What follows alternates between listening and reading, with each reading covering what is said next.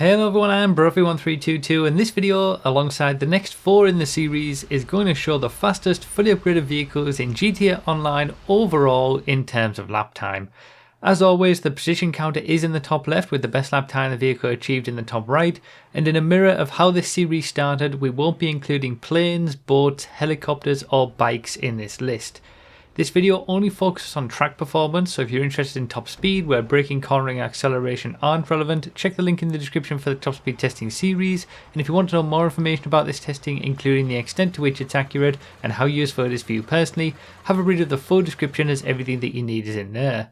This video is going to be a sort of last hurrah for testing videos for me before the expanded and enhanced editions of the game come out on PS5 and Xbox Series X and S. Those versions are likely to change things up, and so the vehicles are likely to require retesting to be as accurate as possible. While this list will still serve as a good indication, I can't claim to know how accurate it will be for those versions until we get them and I try them out. We'll talk more about the future of GTA car testing on my channel in some of the future videos of this mini-series. We've got over 500 cars to go through. As you can see, we're only on 550th place with the dump. So we've got plenty of time for a good old ramble and a chat about everything basically related to car testing. So yeah, this is kind of harking back to the origins of this fully upgraded cars lap time countdown series. These are going to be the last videos in this series. This doesn't mean the end of testing overall on my channel, which we'll talk about in a future video of this series, of this sort of mini series of all the vehicles. But it is going to be the end of this series specifically because, you know, things are going to change enough to warrant something new for PS5 and Xbox Series X and S versions. But in this video, we're going to be going from 522nd place all the way to 401st, and then there'll be 4 more videos covering 100 cars in each video until we've seen them all in one countdown based purely on lap time regardless of class. I'll be honest, it's been quite an undertaking to make these videos with all the editing required to all of the labels for car names, lap times, positioning, class, and of course all the footage as well of all the vehicles themselves needing to be changed. It's been a lot of work, and honestly more work than I thought it was going to be when I first had the idea to do this again. But I felt it was worth it as a final sort of tip of the hat to what is probably going to end up being a fairly unique batch of work. Since none of the lap times here are new information, with, you know, all of this testing having been done over the years and released in class specific videos, for example, I'm probably not going to talk too much about the vehicles and lap times themselves like I might normally do in, you know, update videos where I'm talking about the car and how it, you know, handles and all that kind of stuff and relative performance of vehicles in a class. Instead, I'll generally do a bit of rambling and discussion of things around the testing, including what the future holds. There's already been one vehicle in this video though that has never been seen in a testing video previously, even though I have done the testing for it for a while now and it's been in the spreadsheet and all that kind of stuff. I've never actually published it in a video, it's just never fit in anywhere. So cookie for anyone who guesses correctly what that was. Yeah, I guess you've only got 22 to choose from. And so I think it's only reasonable, as we see all of the slowest vehicles in the game, to sort of recount how we managed to get here in the first place, to the point where I've tested over 500 cars for lap time and top speed, as well as all the planes, helicopters, bikes and boats that aren't featured here in the first place. I think I'm crazy, to be honest. I mean, it feels like it at this point. Hey, we've got the Surfer here in 498th place, by the way. It just makes it into the top 500 as the slowest vehicle that can be fully upgraded. So well done to the Surfer for making it in the top 500. As one final note of clarification before we get into it, this list is discounting 5 entire classes, that's motorcycles, cycles, boats, helicopters and planes, as well as 1 vehicle from the emergency class, which is the police bike, and 1 vehicle from the military class, which is the thruster. I have tested all the vehicles that won't be shown here, and you can find their lap times and top speeds in separate videos, but for this series and this specific sort of mini series of a big list, I just wanted to focus on cars, or at least land vehicles with 4 or more wheels. I did decide to include all the non-raceable vehicles though for this list, including vehicles with rocket boosts or arena nitrous, and those are listed in their separate non-raceable classes, denoted with NR after the class name in the top left. So how did we end up here? I mean, the early testing was on Cutting Coroners, which is the Rockstar created track that comes up as a premium race sometimes, and it was only stock vehicles. You know, back then I didn't have the money to upgrade all vehicles, you know, it was in the very early stages of GTA. But the reason that I did that testing in the first place was after initially sort of just doing racing in the game, you know, it was one of the main things that I was interested in doing, and it was obvious that the Entity was the quickest supercar, for example, and the best one for a racing situation back then in 2013 with stock vehicles. And then I would see various YouTube videos that would say different. So a lot of people believed the Adder was the best car in the game because it was the most expensive. And yes, it had a good top speed, but it didn't even have the highest top speed. That was the Z-Type. But it was nowhere near good enough around a track in comparison to an Entity, for example, for a racing situation. There were videos that claimed that the Carbonizer was the best car in the game and the fastest car in the game because of the in-game stats. The Carbonizer, at the time, it had, if you sort of added up all of the in-game stats, the braking, acceleration, top speed, traction, it had all those raw values. It had the highest total, but obviously that meant nothing. That doesn't, I mean, the stats themselves are bogus, but even if they were useful, it would still mean nothing in a racing situation. So I was kind of already doing some racing in the game, and I just kind of wanted to put out some videos that would be helpful to people, because there was so much misinformation all over the place, especially on YouTube, with other YouTubers saying garbage stuff about the car performance, really. So, you know, I obviously, like I said, I didn't have the money to be able to upgrade these cars or anything like that, and generally a lot of people weren't even using upgraded cars back then. We're talking late 2013. So I just did all of my testing stock, and you know, that was even, I don't know whether it was, I think it was even before the content creator was released, so there was no other option than using a Rockstar created track, and Cutting Coroners was kind of the best version of that I could use. In terms of all of the initial batch of Rockstar created circuits, I felt that was the best one for a testing circuit of all of the options. We didn't have the ability to make tracks back then. And also during that process, I realized there were more cars that could be used as I was testing things as well, like the Elegy or Serrano in the sports classes, for example, which weren't originally in the stock list of vehicles to choose for races. So if you loaded up a race and it had, you know, a selection, it just had a selection of vehicles for you to choose from, there were certain vehicles that they didn't include in that selection, like the Elegy. So I had to save up just to be able to purchase those vehicles like the Serrano, but then I had to keep them stock to be able to, you know, compare them like for like with all of the other vehicles that I was just racing from the race lists that were available, because it was the easiest way to test at that point. I didn't have the money to buy all of these cars, so I was just using them stock from the vehicle lists before a race.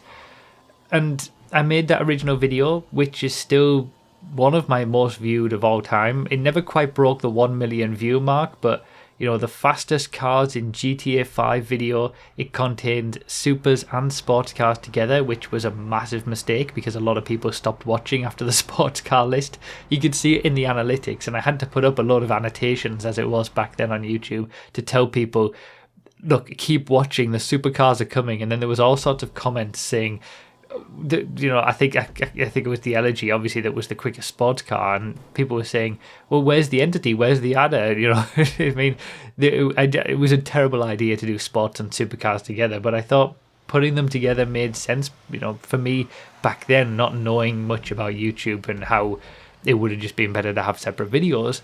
I thought, I'll just put them together because these are all the quickest cars in the game, and people will just have it all in one video. But no, people obviously didn't watch after the sports car list.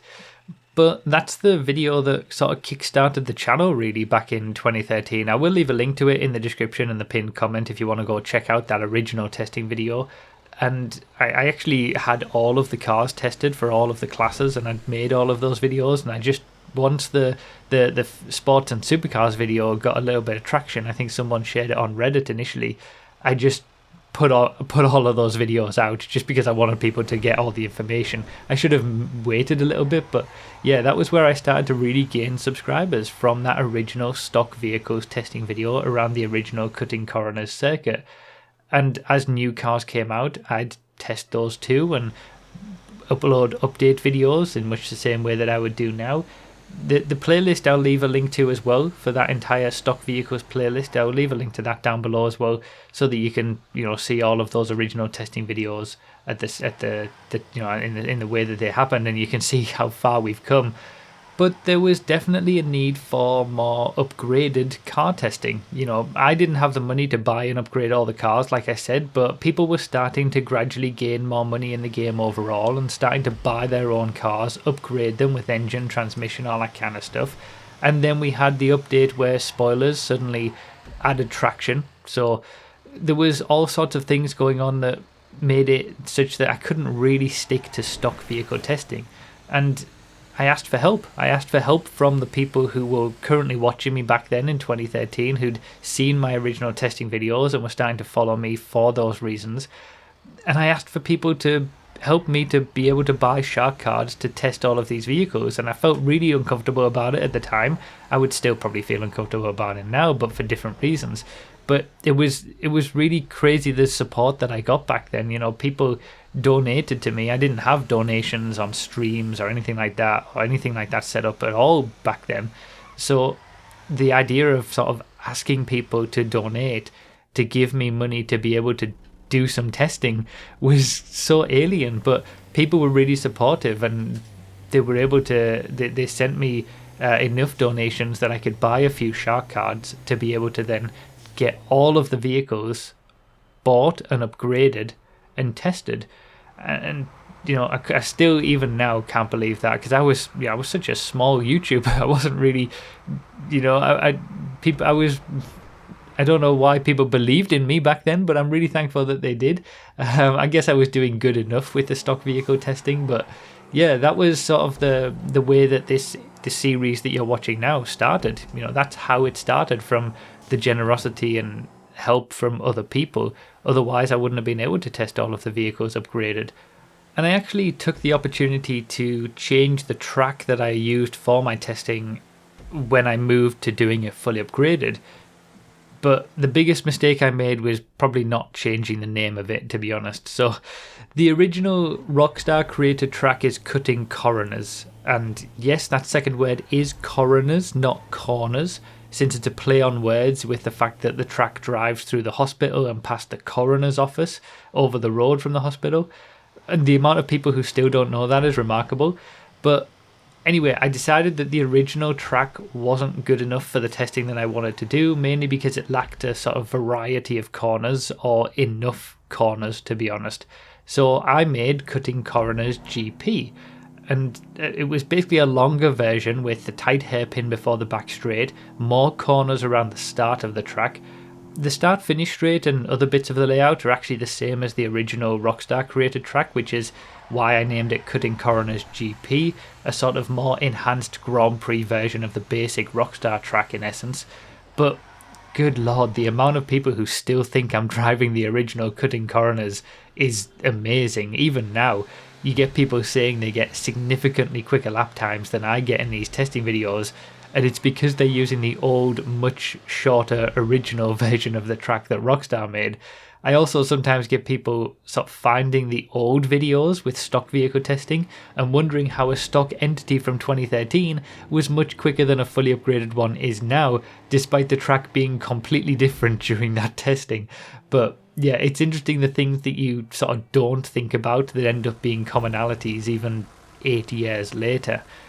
But anyway, I had my new track in place. I had enough money in game to be able to buy all of the cars at the time and test them and upgrade them. And in the end, when I put out the videos, there were about 140 cars in the final list after I'd tested everything all fully upgraded. But there were still some that I missed even back then because there wasn't any way to test them. You know, you couldn't use them in races. We'll talk about how I actually did test non-raceable vehicles in the next video, but because you couldn't use them in races, none of them were necessarily relevant, so I wasn't too bothered that I'd sort of missed out on those vehicles. The craziness with feeling like I absolutely needed to test everything only came a little bit later. And I released the videos just like this, in a big countdown. It started with 140th to 120th place, 120th to 100th, all the way down, and we got less and less cars per video towards the end to sort of build up the tension. You know, we maybe had, I can't remember exactly how it was, but obviously 20 cars per video, then, you know, 20th to 10th, and then 10th to 5th, and then the final video was just the top 5. And mainly that was because, unlike now, back when I did this the first time, it was sort of, it was at the end of 2014, I think. It was a bit extra special because it was publishing the results for the very first time. You know, nobody knew the lap times of any fully upgraded car because the testing had just never been done before. Now it's not quite the same because people mostly know the cars and all the lap times are already published on the videos or in the master spreadsheet. But hopefully this is still fun to see everything in order, regardless of class anyway. And it's nice to round off the series in this way, in the same way that we started it all those years ago, in just one big list with class not considered. So the final video in that original series that covered the top 5 was actually the Infernus in 5th place, the Elegy RH8 in 4th, the Turismo R was in 3rd, the Entity XF was in 2nd, and the Zentorno was in 1st. And I was all done with that by November 2014. And I remember that video, people were surprised that the Infernus was the one that was in 5th place. You know, the Infernus managed to make it into that top 5. I don't think the Elegy was much of a surprise, and certainly the top 3 supercars weren't. But obviously, we've got the link in the description to this series that's always there in these update videos. But you can obviously check that out. And I'll leave a link to the top 5 video in the description and the pinned comment as well, so you can go back and see that final video in that series. But it was just so much fun to be sort of publishing those results for the first time, and there wasn't a massive racing community all testing the videos, testing the cars themselves, or you know, people just hadn't done this, and a lot of it was down to not having the money for all of the cars either. So I was in a unique position to be able to test everything, and it was just so much fun in that very first time to release this big list and build up the tension all the way to the final quickest cars. But it was probably not really a surprise that the Zentorno was the number 1. At least at that time, it was pretty dominant. And I was pretty much all done with that by November 2014, which was only just after a year since the game released, and almost exactly a year after that original stock testing video as well. So not bad going, really. I certainly had a lot more time for testing back then. You know, I wasn't streaming or doing any other kind of videos, so it was, I mean, I was doing other videos, but not in the same way that I do now. So yeah, it was great times, and those original countdown videos started this series, and that's why I wanted to end this series in the same way as we started. There was a bonus video for bikes at the end. I did decide to test the bikes against my better judgment because I hate bikes in this game, but I did decide to test the bikes anyway, and there was even an analysis video after the bikes, or it might have been before actually, but after the big countdown there was an analysis video where I was just basically talking about the list and talking about some interesting aspects of cars and things like that. And that is, I'm pretty sure that is the only video in this entire series out of almost 300 videos now with no lap times in it whatsoever. It's the only video that isn't actually a countdown of lap times. Since then, like I said, we're on nearly 300 videos of this fastest, best fully upgraded car series. We'll actually hit the 300th video of this series on the part of this mini series covering cars from 200th to 101st place. So we're going to obviously go 522nd to 401st. That's this video. The next video will be 400th to 301st. The video after that will be 300th to 201st. And then we'll do 201st to 100th positions, and that 200th to 101st positions, and that will be the 300th video of this best fully upgraded cars series. It's scarcely believable, to be honest. And then the final video covering the top 100 fastest cars for lap time, all in one video. That will be the 301st and final video for the series. And we've had, you know, multiple spin-off meme videos as well, like the April Fool's editions for the fastest weather and the fastest hateful machines with the F620 stuff. And we've also had a lot of like variety along the way with different ways to look at all the lap times. Most recently when we saw how the cars fared from each manufacturer. So it's been fun to, you know, when you've got all of the data here and all of the lap times for all of these cars, you can mess around with it a little bit and package it in different ways, and I've really enjoyed doing that. The spin-off videos have sometimes gotten a bit of you know, backlash because they're not just, it's not just always fastest sports cars, fastest muscle cars, but I like mixing it up a little bit and looking at these cars in different ways. And the one that was probably the most divisive was the fastest yachts, where I think I added up the lap times of all the vehicles that you can get on each individual yacht, and we found out that the middle priced yacht was the best. It gave you the best vehicles, but yeah, obviously you can't drive the yachts, so fastest yachts was a little bit of an interesting title, let's say. But yeah, it's been fun to sort of mix it up with these videos and present the information in different ways, up until now, where I'm going back to the original way that I presented the information in a big list that I haven't done since the very start. And obviously, since this first video is covering all the slowest vehicles, the differences in lap time between each vehicle is significantly larger sort of towards the start of the video than it is towards the end. And that's a trend that we're going to see even as we get all the way to, you know, the very last video, that we're going to see how diverse car performance is when you take away all the class system. You know, we've got SUVs with vans all together and all this kind of stuff, even in this video. But when you take away the class system further up the order, you've got muscle cars mixed in with sports cars, mixed in with supercars, mixed in with sports classics, and, you know, coupes. You've got so many cars that are all on very, very similar pace, and it makes you realize why I keep saying it would be good if we could just have an open class for racers in GTA, so that we can just choose any vehicle, because that's just the nature of having over 500 vehicles. Some of them are going to be very, very close in performance. That's just how it goes. It's just the, you know, the law of averages sort of thing. And especially at the very end of this video, we see the perfect example of the whole moonbeam in muscle cars class. Amazing misallocation there as well. And that is shown in a few stages throughout this sort of big countdown. For example, the Blister Compact, you'll see that the Blister Compact is mixed in with a load of other compact cars. The Moonbeam at the very end of this video is sandwiched by two vans. The Moonbeam Custom is also sandwiched by two vans in the next video.